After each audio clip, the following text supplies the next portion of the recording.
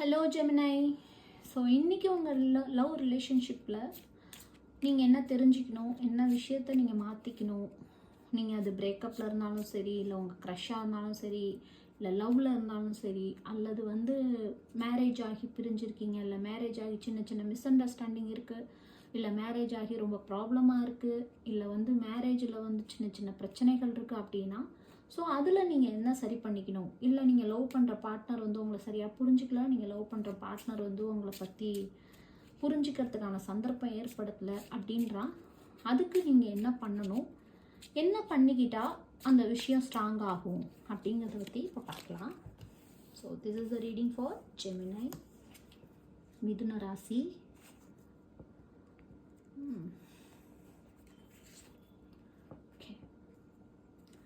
So இந்த reading நான் படிக்கும்போது உங்கள் மனசில் யார் வராங்களோ அவங்க தான் உங்களோட true love. This is the romance of a lifetime. True and lasting love is here for you. So நான் இந்த ரீடிங் படிக்கும்போது உங்கள் மனசில் யார் வராங்களோ அவங்க தான் ட்ரூ லவ். அவங்க தான் உங்களுக்கான தகுந்த நபராக இருப்பாங்க. This is the romance of a lifetime. So உங்கள் ரெண்டு பேருக்கு உள்ள இடையில உள்ள ஒரு அட்ராக்ஷனாக இருக்கட்டும், ஒரு ரொமான்டிக் விஷயங்களாக இருக்கட்டும், இது என்றைக்குமே நீடிக்கும். இது என்றைக்குமே உங்கள் ரெண்டு பேருக்கு இடையில மாறாது. True and lasting love is here for you. So இதுதான் உங்களோட ரொம்ப ட்ரூவான லவ்வும், கடைசி வரைக்கும் உங்கள் கூட வரப்போகிற லவ்வும். So be present, you will attract love by enjoying your life as it is, wherever you are, be all there.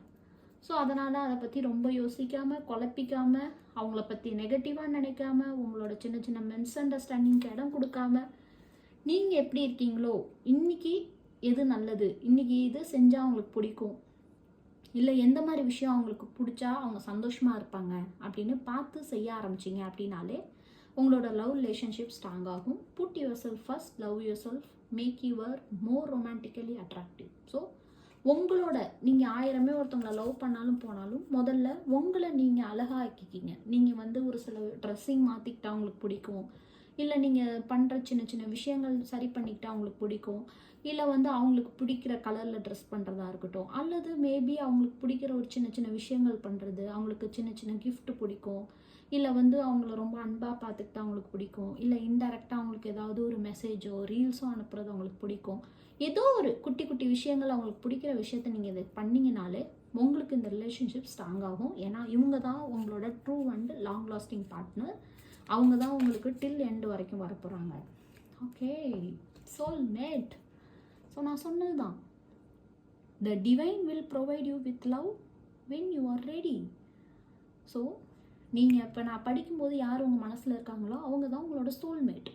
So the divine will provide you, அவங்க தான் உங்கள் சோல்மேட். மேபி நீங்கள் ஒன்றும் ப்ரப்போஸ் பண்ணாமல் இருக்கலாம், உங்களோட லவ் எக்ஸ்ப்ரெஸ் பண்ணாமல் இருக்கலாம். நீங்கள் எப்போ மனசார கம்ப்ளீட்டாக ரெடி ஆகுறீங்களோ அப்போ டிவைன் கண்டிப்பாக உங்களுக்கு இந்த லவ்வுக்கு நீங்கள் ரெடி ஆகும்போது, இல்லை நான் அவங்களுக்காக எல்லாம் பண்ண ரெடி, அவங்களுக்காக நான் வாழ ரெடி, அவங்கள நான் மேரேஜ் பண்ணிக்க ரெடி, ஃபுல் கமிட்மெண்ட் கொடுக்கறதுக்கு ரெடி அப்படின்னு நீங்கள் ரெடி ஆகும்போது டெஃபினட்டாக டிவைன் டைமிங் உங்களுக்கு ஒர்க் பண்ணும். ஸோ இவங்க தான் உங்களோட சோல்மேட். நான் இந்த ரீடிங் படிக்கும்போது உங்கள் மனசில் யார் வராங்களோ அவங்க தான் உங்கள் சோல்மேட். ஸோ அவங்களுக்காக நீங்கள் என்ன பண்ணணும், எப்படி உங்களையும் அவங்களையும் எப்படி சந்தோஷமாக வச்சுக்கலான்னு யோசிச்சு இந்த மாதிரி பண்ணுங்கள்.